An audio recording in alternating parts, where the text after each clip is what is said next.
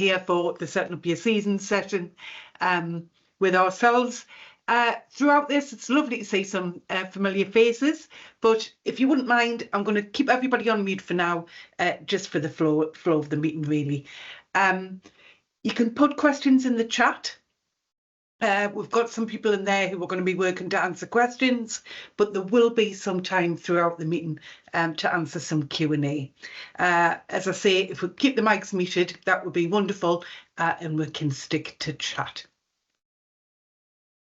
So what we're going to run through tonight, we've just got an introduction to the competition portal. I'm sure most of you have been using it for the last couple of seasons. We're going to look at, in no particular order, league structure, player registration and how you go about processing your player registrations in there. More of a reminder, really.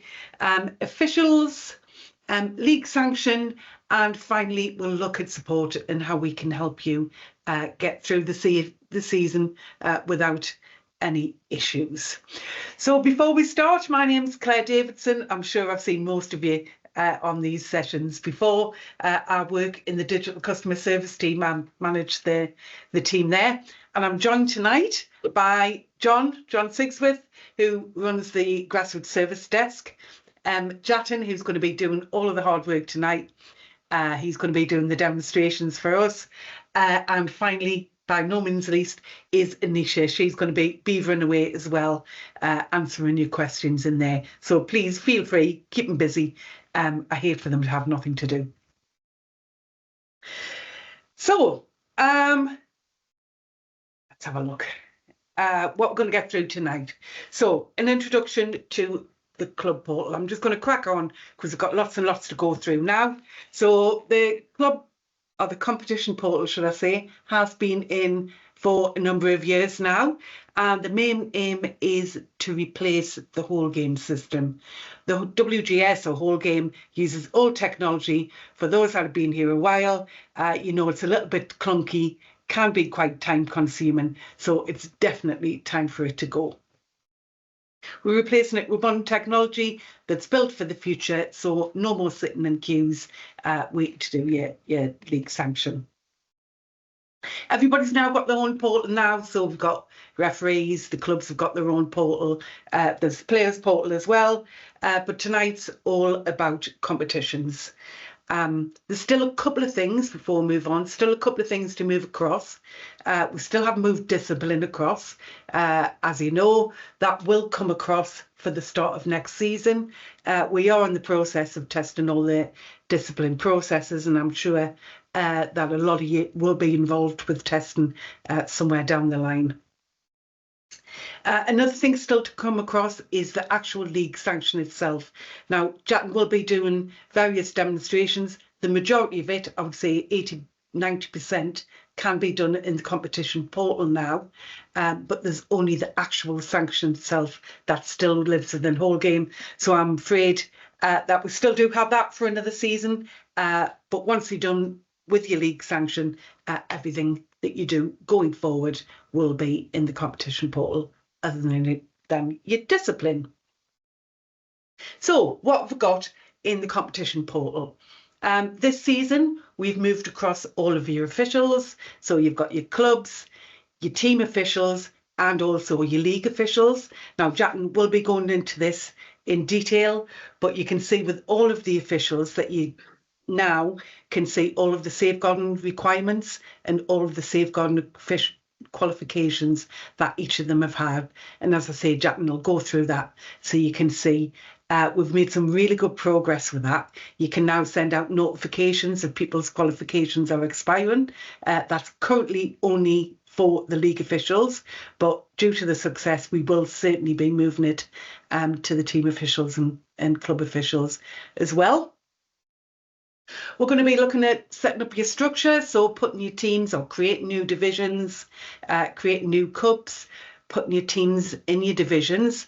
If you're an adult league, you're in a great position that if you were set up last year, all of your teams will stay in your divisions and your cups that they were in last year. So the only thing really that you'll need to do is move your promotions and your relegations into the relevant divisions.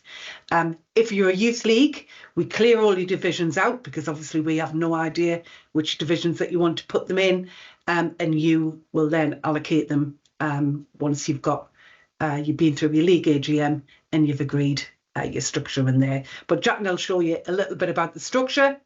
We're going to touch on player registration as well, setting up your requirements, putting your accepting your registrations. We're going to touch on transfers, international clearance in there as well. And finally, we will be looking at sanctions. So first of all, player registration. Again, just to reiterate, we're going to look at the player registration requirements, how you'll get into your pending actions and what actually appears in there, transfers, international clearance. For your officials, as we mentioned before, clubs, leagues, teams, the safeguarding bit, we will go into detail and we can show you how to export all of that information if you need to. So without further ado, I am going to pass over to Jatin, who's going to take you through the full process. Thank you very much, Jatin. If you wouldn't mind taking yourself on mute and you can share your screen and introduce yourself. Yes, thank you for the lovely introduction, Claire. Good evening, everyone. My name is Jatin. I've been a part of the service desk for a year today. So hopefully I'm going to show you everything about Competition Portal, all the new features, and it'll be the best place for you to organize your leagues. And hopefully we'll have a good, successful season ahead. So I'm going to share my screen now. If you are unable to see it, put it in the chat, but hopefully I've done this well enough that you should be able to. Claire, would you be able to tell me if... Yeah, have you spot on, thanks. Perfect. It's going well so far. We're going to keep that energy going. So we'll talk about player registration requirements first. So the one thing to note is that teams that haven't been assigned to a decision into a division, so all youth leagues will be default registration requirements until you've assigned them to a division. So you can have a default registration requirement for all teams that aren't assigned to a division. So we'll go into under 7 ones. And then you can apply requirements to a specific division. So we'll create a new requirement here. So you go from here. So we'll do the play phase, which is under 4s to under 6s, I believe. So I'll go to create requirement here. I'm going to label this under 4 to under 6s. And then you can set whatever requirements you want. So always allow registrations depending on what you want. If they need to upload a photo, and then you can put on when they need to have uploaded that photo from. So we'll do it from when you will be requiring it. So it'll be the 4th of July, I believe. And then you can have max players per team and what requirements they need to have, whether it be online consent, phone number, or ID check. I'll go yes, online consent, because the parents want to make sure that their child is playing for a team they want to. No for a phone number, because I don't believe they will need to have a phone number. And then an ID check, yes, just to make sure for safeguarding reasons. So we'll confirm that. Oops, sorry, going on that. One more setting. We will confirm that, and that will appear over here. So if you are a part of a league that only has under 4 to under 6 teams, you can click on this and set that as the default. So any team that is not assigned to a division with a specific requirement, so for example under 12 or under 6, will be the default selection. So we've got it here. I'm going to go into our divisions tab. So we've got the play phase here. So I'm going to go click here, apply requirements, and I'm going to find the under 4s to under 6, which is my default. So that is player registration requirements done for that. So once you've done that and you've set all your registration requirements and all that such, you can then go into the players tab and then all the pending actions. So for example, we've got all these players here ready to play for the new season. So I'm going to go for James Barrett. Going to check all his details, offline consent, he's done. It's assigned to a team. ID verified is all correct. Everything is as per the registration requirements. So I'm going to go ahead and approve that, backdate the registration if I do need to, but as we're looking at the start of the season, it's all good. So I'm going to go and approve that, and now it's all done. The club will then receive that confirmation on their club's portal. Then we will go into looking at transfers. So but throughout the season, you will either have transfers or dual registrations. So I will go into the pending actions tab. So that will list all the pending registration and everything you will have here. So I've got Abbas AA here, who's our test user. it will see there's a possible transfer. He wants to go from Diagon Wanderers FC under 13s to WGSO East under 23s. So you look at that, you check all your details. He's got all the ticks. You approve that either as a dual registration or a transfer, depending on your league rules. I'll go transfer here, approve that, and then you'll get this error message marked here. And then you can confirm that. And if the clubs do have any objections, they can come to the league for further guidance. Please, if you have any questions at all during the period, please stick them into the chat. I know John and Anisha, who are speedy knowledge, they will get to you as quick as they can. But if you do have any questions after the call, please do raise a ticket with the service desk. We are here to help you as much as we can. The other part we will look at is international clearances. So if as part of the checks that you would make for a player registration, you will have it here. So I've got Elliot Holman here, who's needs international clearance requested. Who he used to be in Scotland. He wants to play for St. Pauli. So you've got all the details here. You just need to check that and confirm with the club that they have received the right certification. Once you've confirmed that and you believe that you are definitely clear that they've got the international clearance requested, you can go ahead and approve that. Again, backdate the registration if needed and go ahead and prove that. So those are the most significant changes that having to player registration. It's still very similar from the previous years. It's just a lot more clean and a lot more user-friendly to use. But I believe if there's any questions, we can leave it there. Or if there's something that you think I've overskipped, then please put in the chat, and I'm more than happy to go through it again. I'm going to hand back over to Claire, I believe, unless I've missed something off. No, Jatin, that's wonderful. Thank you so much for that. So I'm going to see if we have any questions. John, can you see if we've got anything in the chat there? Yeah, so there's one from Chris asking if you can explain why there's a 3-day notice on the transfer box rather than a 7-day notice of approach. Okay, right. The notice of approach actually comes when you're adding the player to your club. So if that player has a role within another club, Jatin, apologies, but did you show how to add a player? Sorry, when the club. No, apologies. This will happen for the club when the club add that player into their system. So it will then force the club to give a 7-day notice of approach. It isn't done via the system. It's actually done manually as before. However, they have to sign or tick a declaration to say that they've spoken to that club prior to adding that person in there. So the 7-day approach sits with the club.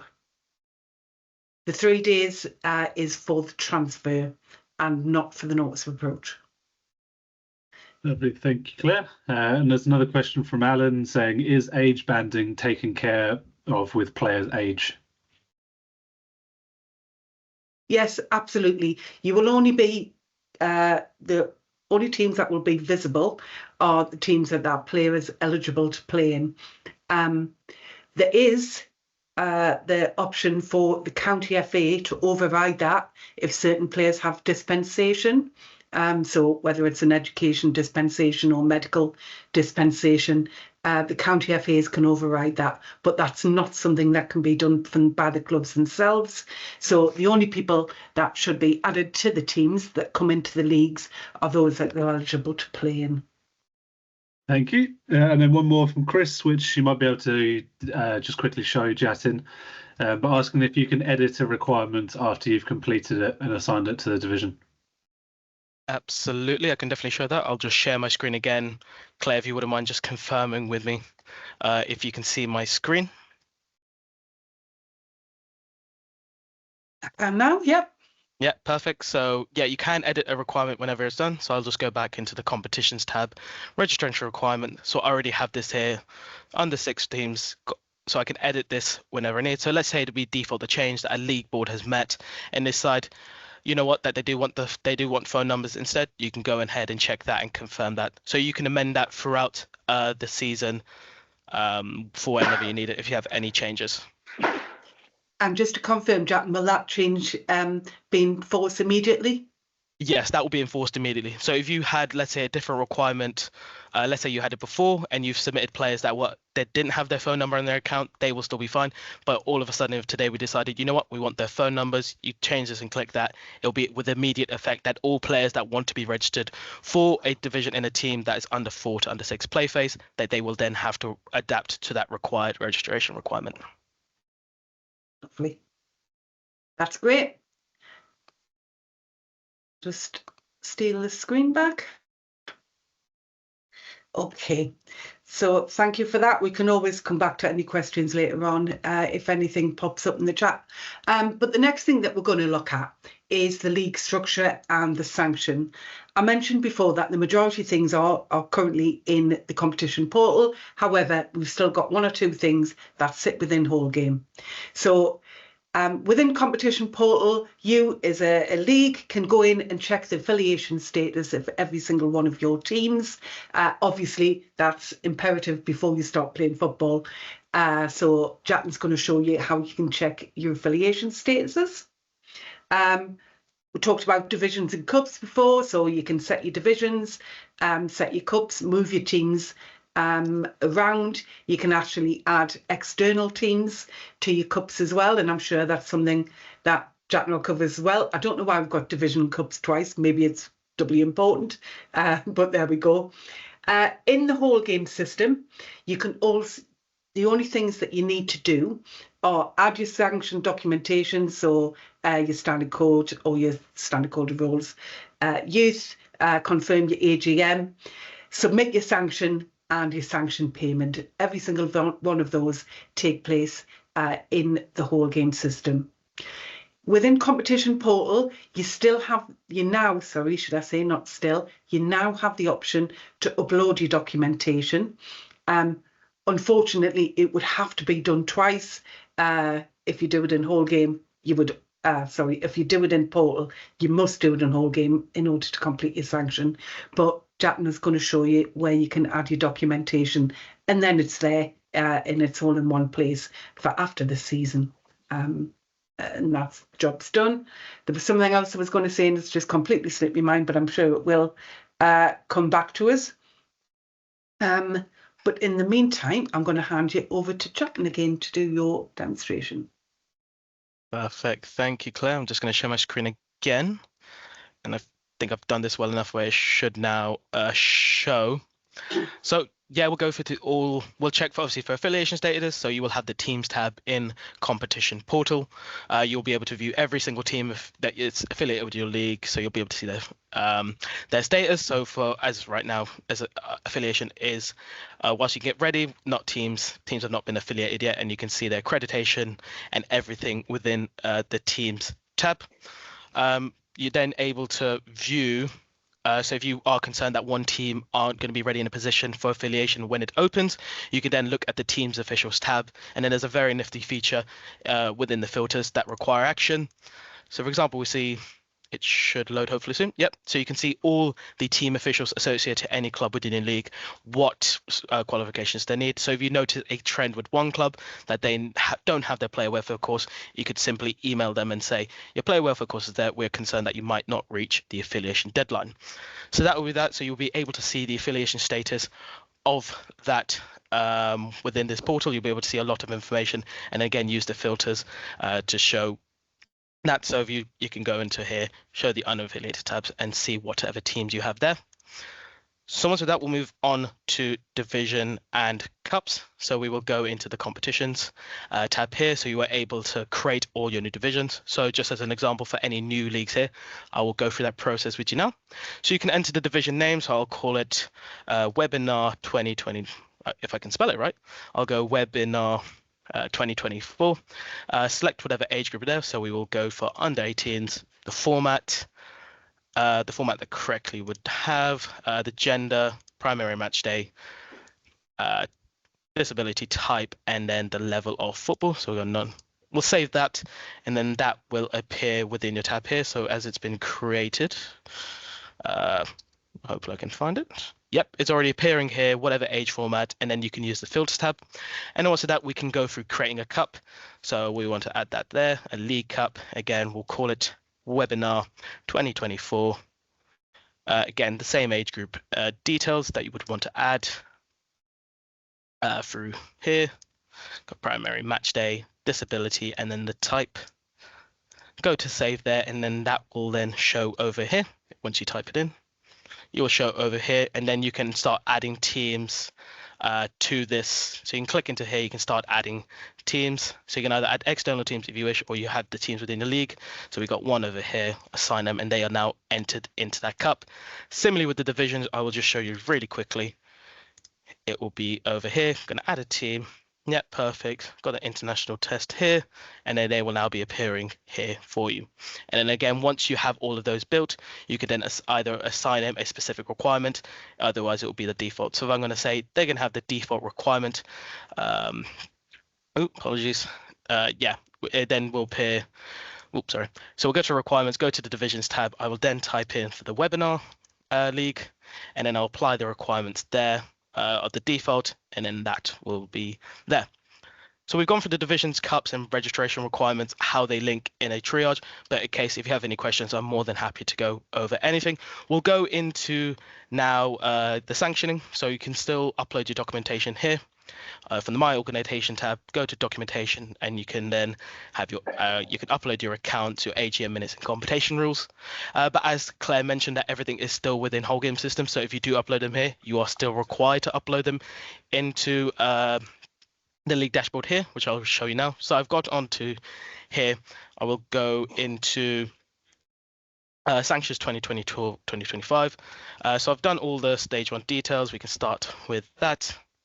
So we're just checking the league name, league ID, the address, and all the details across. And I can say if you have a sponsor, so let's say we are sponsored by Via for this season, you can go, yep, save and continue.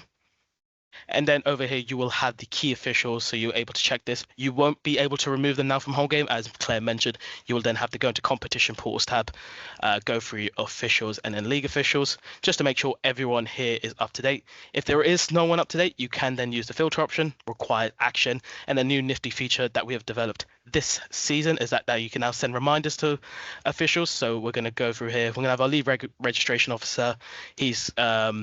He requires action for his qualification, so we're going to go back to him.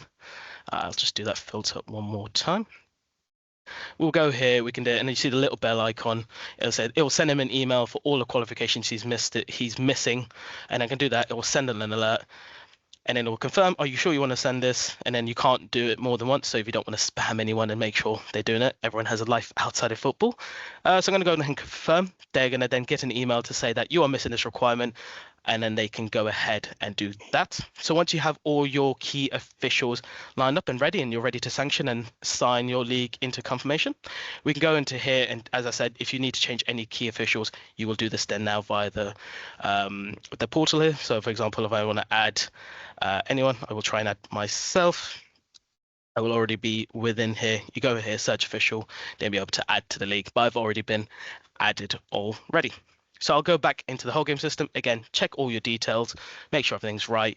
And then once you're happy with that, go save and continue. And then you can upload your code of rules, AGM accepted, and then you can go save and submit. Let me upload a document first. That would be quite helpful. Oh, sorry, choose file first. Go ahead, choose a file. I will go ahead and upload this presentation from this evening. Go to upload. Should be work. Oh, okay. That's a very helpful issue to have. Go ahead and save, submit. Yep, that's all done. Now we'll go to sanction documentation. So we have the league accounts that you'll need to upload. Again, I will upload a test document for that. Go to upload, and then that will be submitted. Go to submit, and then finally stage 3, all the processes you will need to go for here. So your league structure, you're happy with that, to go tick, save and continue. If you want a county handbook, you will be able to purchase it, or other products that would have been made available for you. Go and save and continue. We don't need a county handbook. Go through all here, confirm you are happy with the divisions you've listed, all the development groups, and all the cups you have created, and then all the teams. So check these details, make sure you're happy with them, then go to submit for approval. Should happen quite quickly, and that'll be done. you'll have your payment tab. You're able to go in and then pay your invoice, download the invoice, and then pay it now, which I won't do because I don't think I have that money in my bank account right now. But Go Pay will take you to the payments portal where you're then able to play for your sanctioning, and then you should be confirmed as a league for the new season, which I believe is everything covered, unless Claire can remind me if I've missed anything. No, but I did notice something that's came up on there, and I don't know whether it's just because we're using a test site, but development groups no longer exist. They're all just divisions in the competition portal, so you won't see development groups. It will just be your divisions that you've got in there. But no, I don't think, as far as I know, that you've missed anything. However, it might be worth staying on there, and we can see if we've got any questions, John, in the chat. That would be great if you could come up with any themes for us or anything that needs answering. Just text Jeremy. Yep. So most of them, because he said I think, have been answered. But I'll just go over some of them that may come up as more common questions. So can you change the team name once the team has been affiliated by the county? If not, what's the best route to take? I'm happy to pick that up, Chatton, if you want. Yeah, there's certain things that clubs can update themselves, no problem at all. They can do that. They can just go into the team name, edit, etc. If it's not something that can be changed, if it's they've got players, etc., then they can go to the county FA, and that can be changed in there. I did mention that if you're using full time, and we've integrated your information into full time, within your teams section, you set up teams, you've got the option. I know a lot of clubs have got really long team names, and a lot of the leagues reduce the names within full time. That option is still available in full time, so that will show on the full time website. But we have got a separate full time webinar, and we can cover that on there. But yeah, hopefully that answers your question. Yep, Alan? thank you, Claire. There's another one from Christy saying that last year was the first time they'd set up the divisions in the competition portal. So they know about the team. New teams being cleared out, sorry, but do the divisions still remain as they did in the whole game? Thankfully, yes, they do. I mean, some of these leagues have got, dozens, if not hundreds of divisions.